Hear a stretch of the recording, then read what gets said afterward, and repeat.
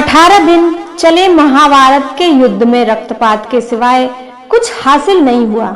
इस युद्ध में कौरवों के समस्त कुल नाश हो गया। साथ ही 5 पांडवों को छोड़कर पांडव कुल के अधिकांश लोग मारे गए। लेकिन इस युद्ध के कारण युद्ध के पश्चात एक और वंश का खात्मा हो गया था। वो था श्री कृष्ण जी का यदुवंश। गांधारी ने दिया था यदुवंश के नाश का श्राप।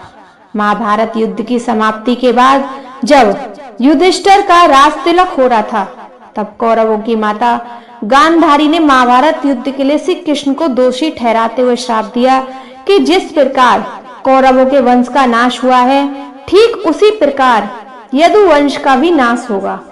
गांधारी के श्राप से विनाश काल आने के कारण श्री कृष्ण द्वारिका लौटकर यदुवंशियों को लेकर प्रयास क्षेत्र में आ गए थे। यदुवंशी अपने साथ अन्न भंडार भी ले आए थे। कृष्ण ने ब्राह्मणों को अन्नदान देकर यदुवंशियों को मृत्यु का इंतजार करने का आदेश दिया था। कुछ दिनों बाद महाभारत युद्ध की चर्चा करते हुए सत्यकी और कृतवर्मा में विवाद हो गया। सत्यकी ने गुस्से में आकर कृतवर्मा का सिर काट दिया। इससे उनमें आपसी युद्ध भड़क उठा और वे समूहों में विभाजित होकर एक दूसरे का संहार करने लगे। इस लड़ाई में श्री कृष्ण के पुत्र प्रद्युम्न और मित्र सात्यकी समेत सभी यदुवंशी मारे गए थे। केवल ब्रह्मु और दारुक ही बचे रहे थे। यदुवंश के नाश के बाद कृष्ण के ज्येष्ठ भाई बलराम समुद्र तट पर बैठ गए और एकाग्रचित होकर परमात्मा में लीन हो गए। इस प्रकार शेषनाग के अवतार बलराम के देह के त्यागी और स्वधाम लौट गए। वहेलिये का तीर लगने से हुई कृष्ण की मृत्यु। बलराम जी के देह त्यागने के बाद जब एक दिन से कृष्ण की पीपल के नीचे ध्यान की मुद्रा में बैठे हुए थे, तब उस क्षेत्र में एक जरा नामक वहेलिया आया हुआ था। जरा एक शिकारी था और वह हिरण का शिकार करना चाहता था। जरा को दूर से हिरण के मुख के समान से कृष्ण का तलवा दिखाई दिया। वहेलिये ने बिना कोई विचार किए वहीं से एक तीर छोड़ दिया, जो किसी कृष्ण के तलवे में जाकर लगा। जब वह पास आया तो उसने देखा श्री कृष्ण के पैरों में उसके तीर मारा गया है। इसके बाद उसे बहुत पश्चाताप हुआ और वह क्षमा याचना करने लगा।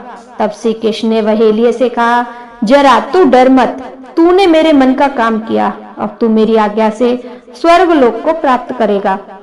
वहेलिये के जाने के बाद वहां श्री कृष्ण का सारथी दारुक पहुंच गया। दारुक को देखकर श्री कृष्ण ने कहा, वह द्वारिका जाकर सभी को यह बताए कि पूरा यदुवंश नष्ट हो चुका है और बलराम के साथ श्री कृष्ण भी स्वधाम लौट चुके हैं। अतः सभी लोग द्वारका छोड़ दो, क्योंकि वह नगरी एक जलमग्न होने वाली है। मेरी माता पिता और सभी प्रियजन इंद्रप्रस्थ को चले जाएं।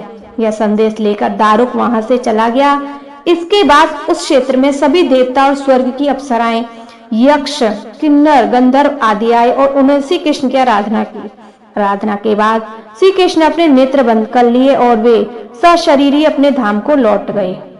श्रीमद् भागवत के अनुसार जब श्री कृष्ण और बलराम के स्वधाम गमन की सूचना उनके परिजनों तक पहुंची, तो उन्होंने भी इस दुख से प्राण त्याग दिए। देवकी, रोहिणी, वसुदेव, बलराम जी की पत्नियां, श्री कृष्ण की पटरानियां आदि सभी ने शरीर त्याग दिए। इसके बाद अर्जुन ने यदुवंश के निर्मित पिंडदान और श्राद्ध आदि संस्कार किए। इन संस्कारों के बाद यदुवंश के बचे हुए लोगों को लेकर अर्जुन इंद्रप्रस्थ लौट आए। इसके बाद श्री कृष्ण के निवास स्थान को छोड़कर शेष द्वारका समुद्र में डूब गई।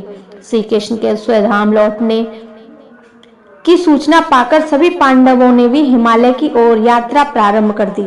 इसी यात्रा में भी एक एक करके पांडव भी शरीर का त्याग करते हुए अंत में युधिष्ठिर सा शरीर स्वर्ग पहुंच गए।